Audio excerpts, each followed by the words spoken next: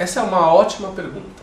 Então, quando a gente fala sobre jogos políticos nas empresas, a gente não está falando sobre pessoas jogando videogames no computador da empresa ou jogando cartas durante o cafezinho, né? Quando a gente fala sobre jogos políticos, a gente está falando acerca de um padrão de comportamento que as pessoas muitas vezes rotulam vagamente de comportamento político, né? Então, em outras palavras, é um comportamento que parece de certa forma interesseiro ou manipulatório, né? Como se as pessoas funcionassem a partir de uma agenda própria e muitas vezes oculta.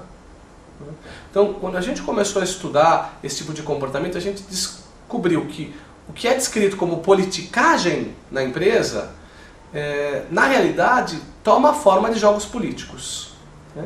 Então a gente definiu esses jogos políticos como comportamentos que envolvem mais de uma pessoa, né? Eles são jogados entre pessoas ou em grupos e que aparentam ser uma determinada coisa, mas no fundo existem motivações ou tentativas escusas para se conseguir alguma compensação. Então, em outras palavras, eles são manipuladores. Então, além disso, há uma certa tendência das consequências serem paradoxais. Então, os jogos eles compensam para uma pessoa, para uma única pessoa a curto prazo, e são destrutivos para a organização como um todo e muitas vezes para aquela própria pessoa a longo prazo, né?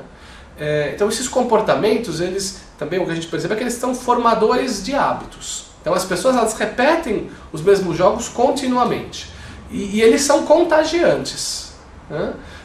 Então eles se espalham aos outros na organização por imitação. Se alguém entra numa organização e percebe que um jogo funciona, ele muitas vezes vai imitar aquele jogo e tentar também utilizar esse mesmo comportamento. Então, quando a gente estava olhando para todos esses jogos, a gente concluiu que eles se enquadram em três grandes categorias. Então, a primeira são jogos interpessoais, que acontecem entre pares ou colegas do mesmo nível. A segunda são jogos de liderança, que acontecem entre o supervisor e os subordinados, ou entre o supervisor e os consultores, né? E a terceira são jogos de orçamento, que são jogados com o dinheiro da companhia.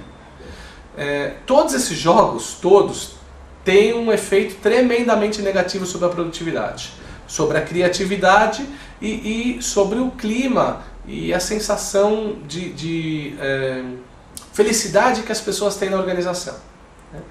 É claro que os jogos eles são considerados normais muitas vezes, eles vêm sendo jogados já desde antigamente, então na época do Maquiavel, ou no Senado Romano, e hoje estão muito jogados nas empresas, né?